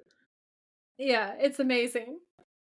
And then one of the actors shouts cut, and I wrote 100% I have seen Jensen and Jared do that in outtakes. So they are Yeah. definitely taking the piss out of them. And then Jensen screaming cut while stuffing his face is so unbelievably funny. And it's usually Jensen that goes cut. So that absolutely destroyed me. Like, I just thought that was the best Yeah. in joke ever. And then the director asks Tara if she's okay. Just wait, there's something off about this guy. He seems very fake. But I think, again, that might just be a reference to Yeah. Hollywood. Yeah. Tara is saying the dialogue doesn't make sense. Why would a ghost be afraid of salt? And Dean's face. Dean's face in the background of this is just like, heh. And the writer says, "I'm not married to salt. What do you want? Are we still sticking with condiments?" I thought that was funny. Yeah, that was so funny. The director and writer are having this little back and forth, and we see another crew member clutching a script. Wait, it gets Oh, sorry. funnier because Marty's talking to Jay and he says, "What would a ghost be scared of? Maybe shotguns?" And McG says that makes even less sense than salt because remember in the pilot episode, Dean shoots the ghost. Shooting the ghost. And then Walter says these people are idiots. I could not breathe. I was laughing so hard. They must have had so many people talking about the pilot, and we've mentioned it so many times on this podcast as well. Shoot the ghost. Shoot the ghost. That should be a sticker. Birch. Shoot the ghosts. Oh my god. So then the director and writer are having this little back and forth, and we see another crew member clutching a script, seemingly getting anxious about all of the changes being made. And he says they're all idiots and storms off past Dean and Sam, who's coming in to talk to Dean. And Dean says, "Walter's a little testy for a PA, huh?" So this is the original writer, but we don't know this yet. Yeah. Dean's really into being a PA now as well. He seems to be. He was born to be on a film set. Like, this is his alternate life. If he hadn't have been a hunter, he would have been on a film set. And that actually made me really happy for him because I was like, this is the only time that we get to see a happy alternative life for Dean. Yeah. In the whole fucking show. And like, it just hits me in the heart. It's so beautiful. Yeah. But it's funny because Sam's like, "Oh, how's it going? Like, how's everything going?" Yeah. And Dean's like, "Tara's really stepped up her performance." And Sam's like, "I meant about the case." Yeah. Yeah. I just thought Dean is so funny in this scene. He is hilarious. And then like the whole time that Sam is talking about the news reports and Brad actually being dead, Dean's talking on his headset and he's like, "Copy that." And then to Sam, he's like, "I'm sorry, what?" And Sam says, "Copy that." And he says, "What did you say?" "The news reports were all right. Brad is a doornail." And Dean goes into his headset and he's like, "They are aware." And Sam says, "Who's aware?" And Dean's talking to Sam. He says, "I'm sorry, what were you saying?" And Sam goes, "The newspaper's right. Brad's dead as a doornail, no question about it."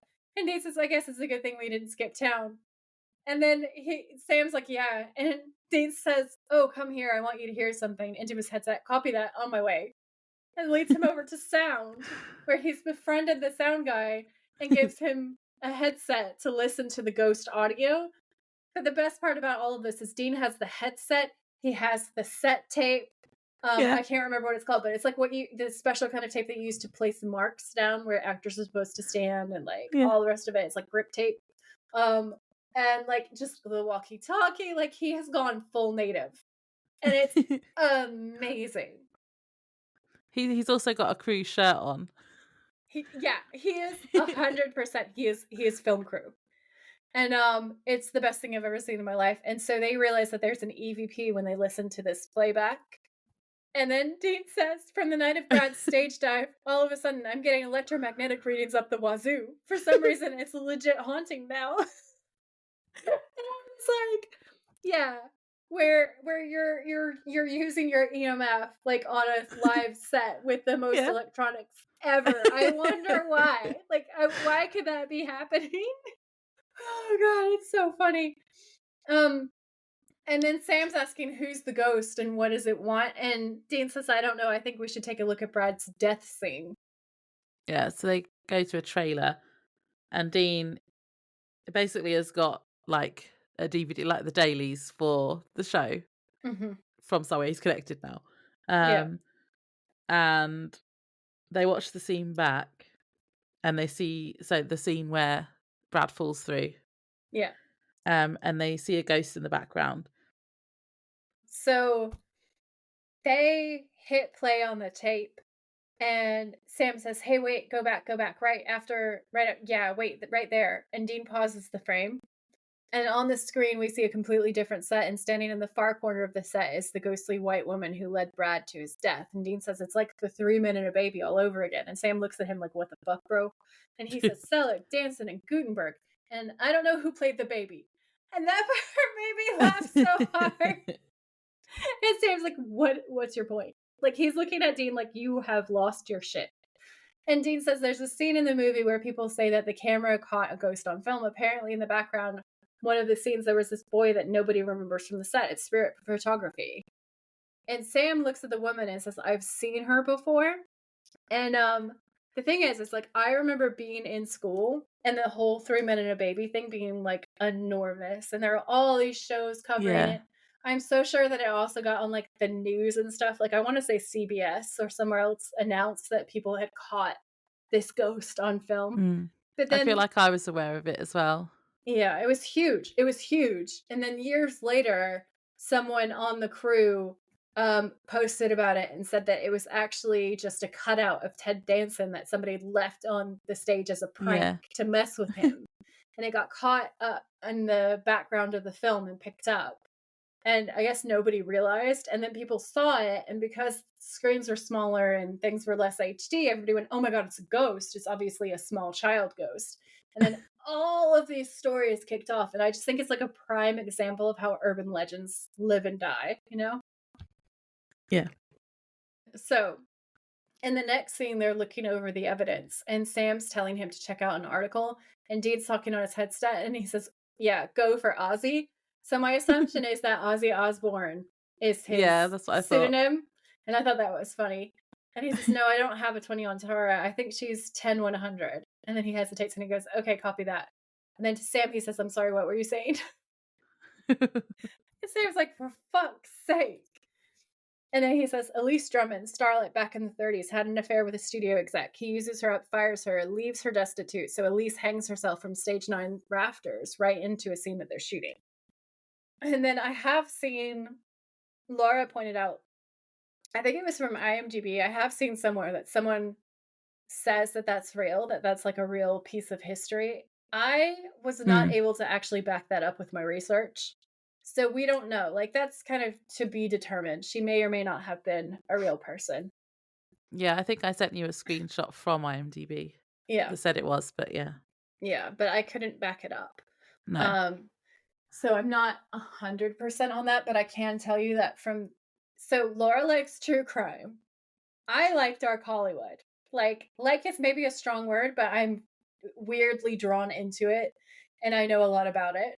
And that is like, that happened to so many girls. Like, so many innocent young girls went to Hollywood to Yeah. try to become their best selves, like to be actresses, to be stars, to chase their dreams, and they were absolutely used. Like, there's a whole really dark system in the studio era, especially.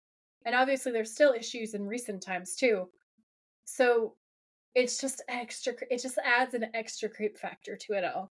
And I Yeah. thought it was a really potent frame reference for an episode that's so funny. It really sort of grounded it in reality and brought up a really good point. which is that we should keep women safe in film and Mhm. also everywhere else, obviously. But like, I thought that was cool. Yeah. But yeah, basically they're bringing it up just because that's exactly what's just happened to Brad. Like Yeah. he's hung right in the middle of the scene. Oh, this bit's funny actually because this leads them to believe that the spirit of Elise is now haunting the set and has it in for all the execs. And Dean says, "We're digging tonight, aren't we?" Yeah. And then they go to this cemetery and they're walking through and there's this Humpty Dumpty memorial Yeah, that and was weird. yeah, and Dean goes, "This map is totally worth the $5. Hey, we've got to check out Johnny Ramone's grave when we're done here." And He's Sam's like, just "You want loving to it. dig him up too?" Because Sam is not love. He is not live left loving. Okay, he's not. And Dean says, "Bite your tongue, heathen." And then he passes this memorial and he says, "Oh, that's cool. But I have a fun fact for you, which is that is actually Johnny Ramone's real grave that they walk past. Because it's a guy with a guitar, and if you look at it, it is in fact his headstone. Ah, A little bit of behind the scenes for you." yeah, that's cool.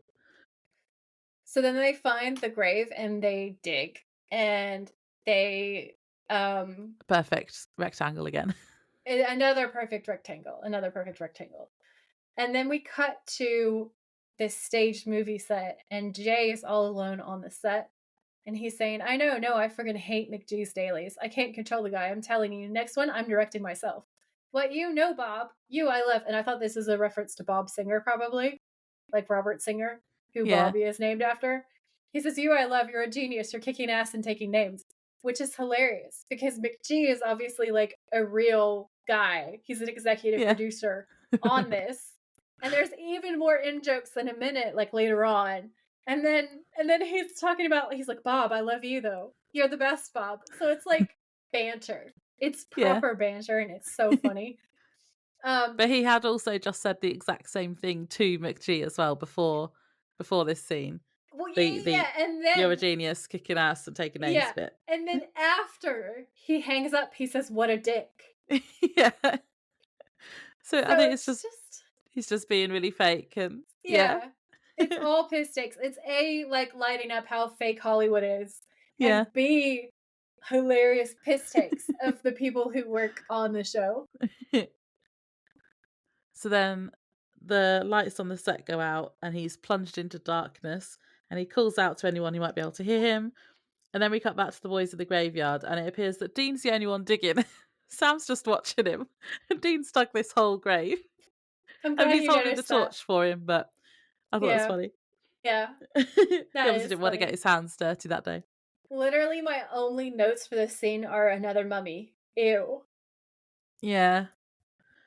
And then they salt and burn her remains. I thought the shot though from the grave looking up at them as they light the fire was quite cool. Yeah, it is cool. That actually gets used in the fandom so much. That Yeah. moment where he drops the match to burn the bones, Yeah. um, is like one of the most recycled shots that I've seen, and I get it. It's a great Yeah. shot. It's amazing. They look pretty hot as well. Yeah, that's why. That's why we watch it over and over.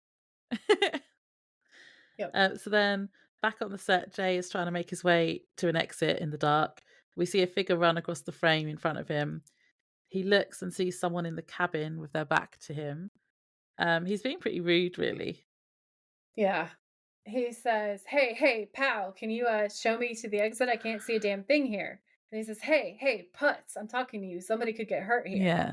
Yeah, he's been rude. He's being really rude.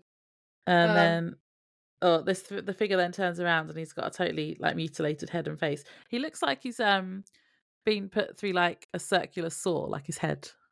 it looks so fucked up. It's amazing gore. Yeah. Um, I wrote, "That's a super dead guy. Just absolutely unalive. How did they do that?" Because there's a part with FX where you see through the split in Yeah. his skull. Yeah. And it's so gross and so creepy. And it's definitely given like Evil Dead levels of gore. Like Evil Dead and also Brain Dead. Like that level of like hideous gore that Mhm. that Raimi is famous for. And Yeah. it's a 10 out of 10. It's a 10 out of 10. Yeah. Um so suddenly the fan on set turns on by itself and the ghost flickers and vanishes, and Jay tries to crawl away, but the fan drags him backwards, and he gets sucked into the fan and torn apart, blood spraying everywhere. My note But says, I don't think that's how fans work, like, at all. well, yeah, I was confused here, but I worked out what had happened later because I was like, how is he being sucked into the fan? Because fans blow. But I Out. think Yeah. yeah, but I think the spirit, because he flickered, he's then invisible and he was dragging him towards it because that's what happens later. Yeah. But Yeah. that confused me to start with. Well, yeah, because it's just so stupid. It's so stupid, and it's like, did they do that on purpose, or did they realize later and then they tried to fix it with the next scene? I don't know, but it's dumb.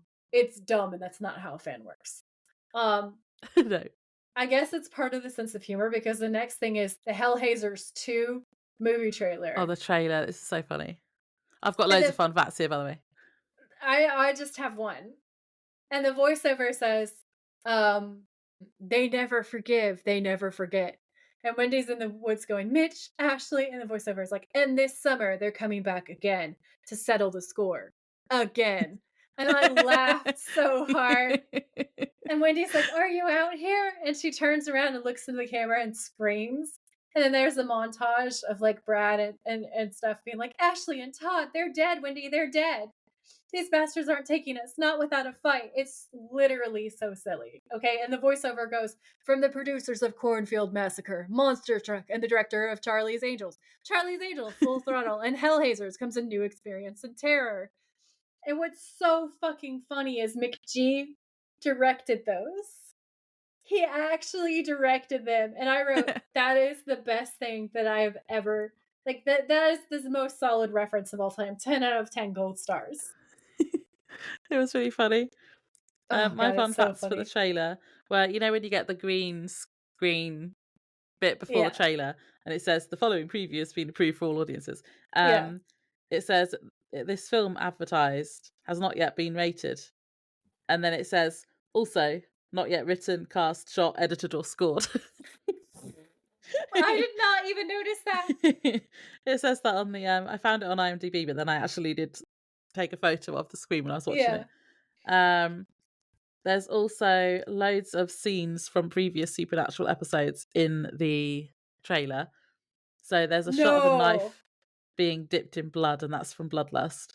The Oh shot of the yeah. coffin lid with the lining torn and symbols carved onto it is from Children Shouldn't Play with Dead Things. When it's announced that it's the producers of Cornfield Massacre, there's a shot from Scarecrow. Monster Truck, there's a shot from Route 666. So it's just all of these This little is references. amazing. This is Um, amazing. and then the last fun fact I had was that there's a crew list that's displayed at the end of the trailer, and they are actual crew members from the episode. Wow. That's so cool.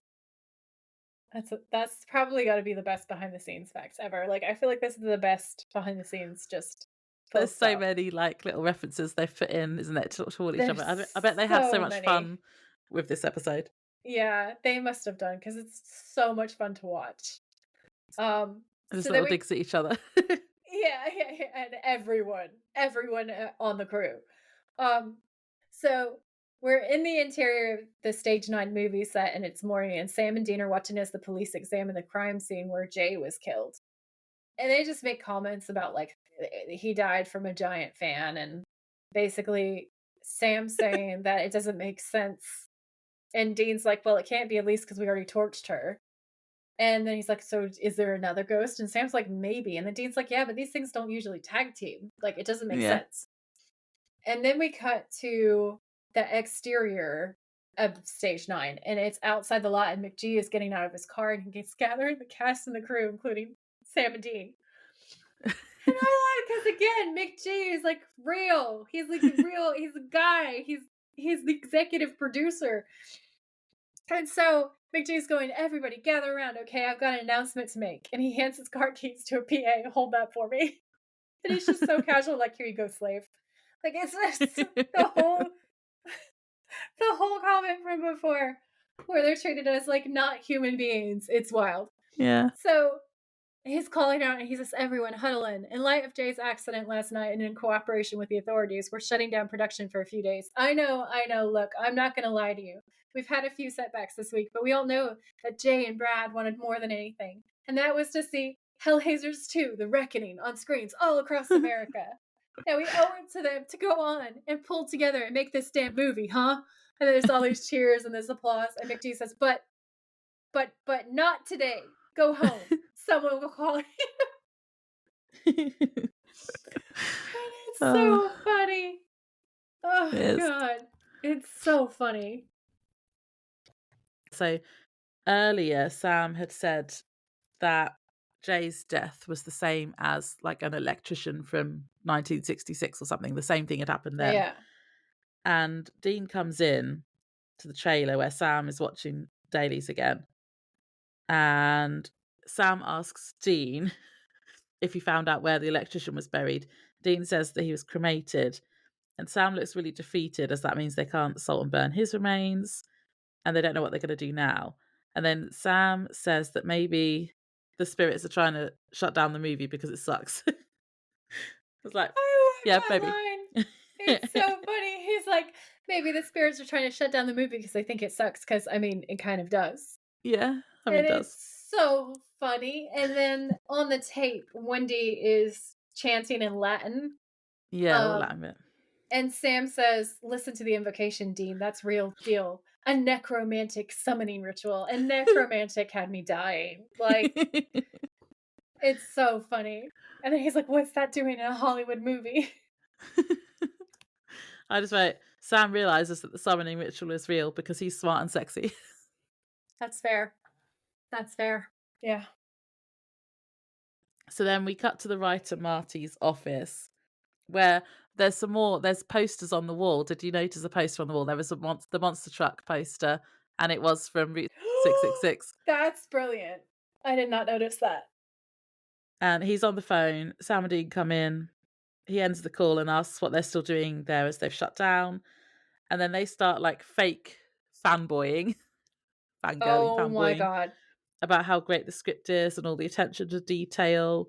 I wrote Sam trying to lie that the script is good is the funniest thing I have ever seen. And there's such like a long silence when he goes, "It's aw," and he's like, "Some," but you know he's gonna be like, "It's awful." So it comes out like awful some is how it kind of reads to the audience, and it's unbelievably funny. Yeah. And then they're asking about the Latin and like that it's real, basically. Yeah. And Marty's like, he calls it Latin crap. He says the Latin crap was all Walter Yeah. Dixon, who was the original writer. Dean's like, PA Walter? Yeah. But Marty says he wasn't the PA, he just used to hang around on set still. Marty said he had to cut lots of what Walter wrote to make the script good. So he'd been basically asked to leave and then they rewrote the script. Yeah. And then we cut to Sam and Dean reading the original script, and Dean saying that it's actually really good. Sam says it reads like a how-to manual for conjuration. And I just wrote, the way he leans back on his chair with his hands behind his head is hot. Yeah.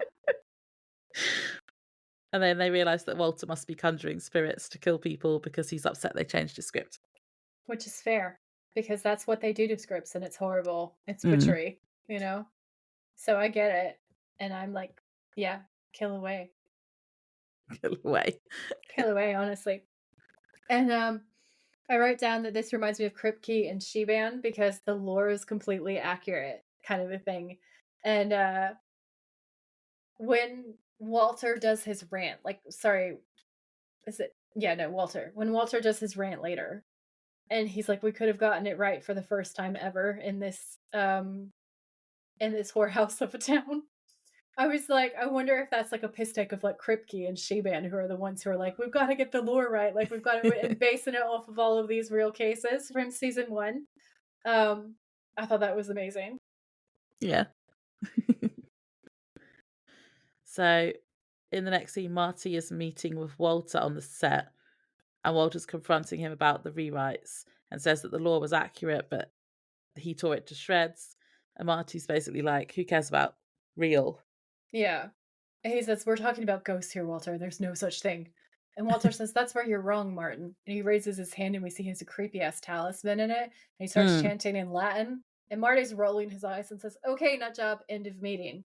And he goes to leave and comes face to face with the same, like, fucked up, super dead guy ghost Yeah, with as the the one that split in just half murdered head. Jay. Yeah, yeah, yeah, with the split in half see through head. So that's a fun kind of jump scare situation. And then the fan turns on, and Marty's on the ground being dragged by the ghost towards the fans, which is what Laura was talking about, where I was like, that's not how fans fan. That's not how that works at all. Um, and I wrote, I mean, at least this time it makes sense with the fan. It's like literally my note. So there's this slow build of horror where he is being dragged to his death, and Walter's screaming, "You ruined it, Martin, everything I worked for." And he's like, "Ah, oh God, Walter." And Walter's like, "Now you're going to find out what being a ghost is really like." And Marty's screaming, "Walter, please, please help me." Just as he's inches away from the fan, a shotgun goes off, blasting the ghost away. And that made me laugh because remember the whole why would they be afraid of shotguns reference? Yeah. So funny. Um so Dean approaches weapon in hand while Sam turns off the fan. That was like a Dean thirst trap Yeah, because he shot the ghost. And Marty says, "You're one hell of a PA." And Dean says, "Yeah, I know." that was And funny. that is, again, one of my favorite quotes of this whole episode. Like, it's amazing. And then Walter is like, "What are you doing?" And Sam says, "I could ask you the same thing." And Sam's like, "Raising these spirits from the dead, making them murder for you? That's playing with fire, Walter." And Walter's like, "You don't understand." And Sam's like, "You know what? I don't understand." And Walter's like, "You put your heart and your soul and hard work into it, years of your life, and they take it and they crap all over it, and then they want you to smile and say thank you." And I was like, that feels like a really valid rant to me, to be honest with you. And Sam's like, "Walter, listen, it's just a movie. That's it." And I said, "Shut up, Sam." And Walter's like, "Listen, you're not part of this. Just please, please leave." But Martin's got to stay. And Dean says, "Sorry, can't do that." This is so funny. He says, "It's not that we like him or anything. It's just a matter of principle." Marty's face in the background is so funny. He's like, "What? You don't like me?" Yeah. Yeah. Because he's such a prick, honestly. Like, he's the biggest prick ever. And Dean's like, "Yeah, we hate him also." And like, normally I would endorse this murder because I'm a big fan of murder, but I can't because my brother's watching and it's like he's human technically, so I can't let you just kill him. Sorry. And Walter says, "I'm sorry too." And then he raises the talisman and Sam's like, "Walter, Walter, please don't." And then Walter's chanting and all these ghosts appear. And Dean's like, "Sam." And Dean raises his shotgun and the ghosts, who are all fucked up and mangled are walking in and like getting closer and closer. And Dean's like, "Come on, come on, come on." And then suddenly they disappear, and out of nowhere, Sam's knocked to the floor, and the ghosts are now invisible. And Dean is trying to help him up, and he's like, come on, move!" Like trying to get out of the way. Yeah. So they scoop up Marty and run for their lives, literally. And all the lights on the set start shorting out. There's loads of sparks, and they run into a different building and shut the door behind them. And Dean reloads the gun. And this is when he does the Bruce Willis quote, and he Yeah. is like just straight John McClane. And he does a Die Hard scene and says, "Come out to the coast. We'll get together, have a few laughs." And it's perfect. It is Yeah. the Go to the ultimate, coast. the ultimate thirst trap. Like there is no other thirst trap that could ever compete with that, frankly. It's Um, funny. yeah. So then Dean realizes that they're in the set of the abandoned house and they're back. It's like It's completely pointless. so They're like funny. barricaded the door and it's like completely open at the other Yeah, side. it's like completely pointless. And Dean's like, "Oh man." And Marty's like, "I can't believe this. Ghosts are real." And Dean says, "What makes you say that?" And it's so funny. And he says, "I don't understand. How is Walter controlling them?" And I was like, so this is the explainer line for this episode. And Sam says, "Probably that talisman." And I'm dying laughing. Um, And then Sam takes his cell phone out, and Marty's like, "What are you doing?" And Sam says, "I mean, if film cameras can pick these suckers up, then maybe." And then he uses the cell phone camera to sort of scan around, and then he sees the ghost. And so Sam is pointing out to Dean where to shoot and it's kind of like a video game style thing, and I was like, Yeah, "Is it's this quite from cool. 13 Ghosts?" I was like, "I swear there's a horror movie from Mm, this era where you can only see the ghosts on, like, cameras." yeah. Yeah, it might be that. Yeah. Also, their camera was too good for a mid-2000s camera on the phone. Yeah, it was not real, but it was good for the episode. Yeah, it was Um, good. so it gets funnier and funnier. So, Yeah. Sam hands his phone to Marty and is like, "Here, you get the idea." And Marty's like, "Yeah." So basically, Marty's been calling the shots and Dean's shooting the ghosts. And Marty's like, "I can't believe there's an afterlife." And Dean's like, "Yeah, yeah." Honestly, like this is all old hat to him and he doesn't care anymore. And then they just keep fighting the ghosts. And we cut to the exterior of stage 9, and Walter is leaving the set through the back exit and comes face to face with Sam. And Sam's towering. And he says, "It's over, Walter. Now give it to me." And I was like, "That's pretty hot. 10 points to Laura." Um, and Walter throws the talisman on the ground and it shatters. And he says, "There, okay, now no one can have it." And Sam's like, "Oh, I wouldn't have done that if I were you." And Walter's like, "Oh, yeah?" Mm-mm. And Sam's like, "Yeah." And Walter says, "Then why not?" And Sam says, "Because you just freed them. We can't stop them now, Walter. You brought them back, forced them to murder. They're not going to be very happy with you." Yeah, they're gonna And kill then it. Marty and Dean rock up.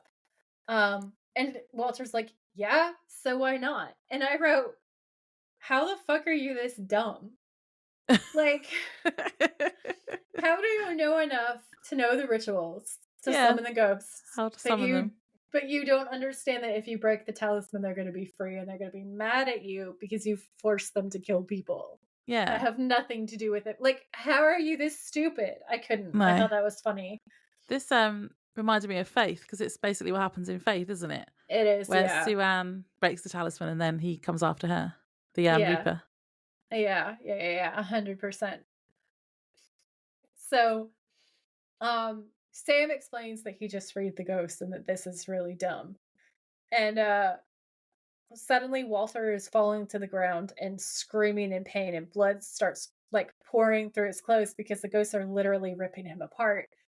And Marty, who's a total Ew. dick, raises the cell phone and sees all the ghosts tearing Walter apart and is like, "Oh my god, this is really good shit. I have to use this." Yeah, he's gonna use And it. and then we cut to the movie set and they've resumed filming, and there are two characters in the house and they're going, oh god, there." And Mitch goes to shoot. From the sideline, McGee is watching and he's ecstatic about this new material. And Kendra's like, "I don't understand. How can the spirits appear in the camera phone?" And Mitch says the video must pick up their frequencies in a way that our eyes can't. And Kendra goes, "Oh god, right over there." It's literally what just happened. Yeah. I Um, wrote, "I hope Sam got a writer's credit on the film." I wrote Blair Witch slash 13 Ghost Writers steal everything. Lol. Um, and so then there's this scene where um McGee is super happy and he's like, "I love it, I love it. It's the best movie ever," basically. And Marty and Sam are watching from the sidelines. And Sam says, "You find out there's an afterlife and this is what you do with it." And Marty looks up from texting and grins and says, "I need a little jazz on the page." And then you just go, "Oh my god, it's so fucked up, but so funny." So then Yeah. we hit this scene where Sam's walking out around the trailers, and as he's passing Tara's trailer, the trailer's rocking. It's like when the Don't come trailer's and knock it. rocking, don't come a knocking. Yeah, 100%. Um, and there's actually one. I haven't put it in our bloopers, but if you go on YouTube, you can see this blooper where Jensen's supposed to come out of the trailer looking super pleased with himself because Dean just got laid by this star that he's had a crush on. But when Jensen goes to exit the trailer, he stacks it. Like he just misses the steps and falls on his face. And then he springs up and off camera, she delivers the line, "You're one hell of a PA." It's completely out of context now, and it's so funny. So what really happens is Dean comes out of the rockin' trailer. Obviously, they've just had sex, okay? And Tara comes out and she's wearing a robe and she's smiling and she looks at Dean and she says, "You're one hell of a PA." And Dean says, "Thank you." And this is like low key, like filthy banter and compliments. And I was just like, this is the best. This is the best. Um, Sam's so awkward as well. It's funny. he's so awkward. So Tara notices Sam and says hi. And he just literally, Supernatural Wiki just says Sam looks awkward as fuck. Yeah, he does. Basically. It's so funny. So Dean and Sam walk away and Dean grabs a sandwich because of course he does. Because life is Grab some just more food. Yeah. So they're walking off, and it turns out that the sunset is painted, and the guys point. So they walk off into the sunset, but then it's pulled That was away, cute though. and then Like a you see, western.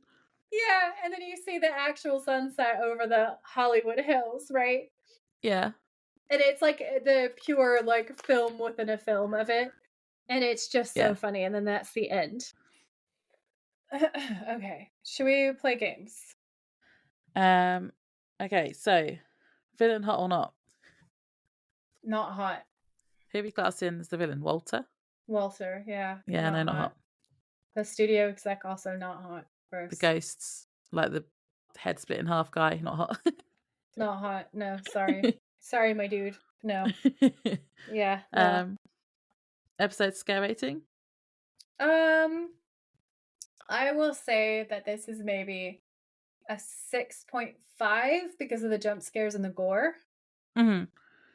Yeah, I said it was gory. I said it wasn't scary, it was funny, but there was gory moments, so 5. Yeah.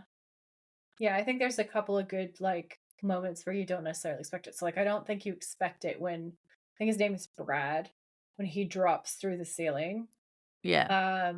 There's the first time that you see the ghost that looks like he got lawnmowered in the head. That's a pretty decent jump scare. Like there's definitely moments in it where you go, wow. But overall the episode is so funny that it just doesn't hit like it doesn't hit like it's a horror episode, even though there's some good stuff in it. Yeah. So yeah, that's my take on that. What were your favourite quotes? You're one hell of a PA. A little bit at the end. Yeah. Or the time when Marty says it. No, definitely at the end when Tara is like both. I like both of them, but when Tara says it because she just got laid, it is so much funnier. Like that's the funniest. That's the funniest line to me. I had 2 written down. I'm getting electromagnetic readings up the wazoo. That one's pretty great. I thought that you would put that one actually. And my other one was bite your tongue, heathen. That was pretty great also. Yeah, no. Good. But I just feel like you're one hell of a PA. It just hits different for me. It's so funny. First trap? The Die Hard quote moment. Oh yeah. 10 out of 10, so unbelievably hot. Like he went full John McClane and he did it flawlessly and it was amazing. What about you? I had Sam one. Sam's light bulb moment when he realizes the summoning ritual is real. Yeah, that's really good. That's a good one. Who was didn't your write down MVP? I didn't write one down. Did you? I wrote down Dean. Yeah, he was really funny. He didn't want to be there in the first place. He wanted a holiday, But then and he kind was of amazing. made the most of it. He was a really good PA and kind of enjoying his holiday as well as being a hunter. Because it just worked out so perfectly. Because he recognizes the actor and realizes that he's an actor and that there's something weird going on.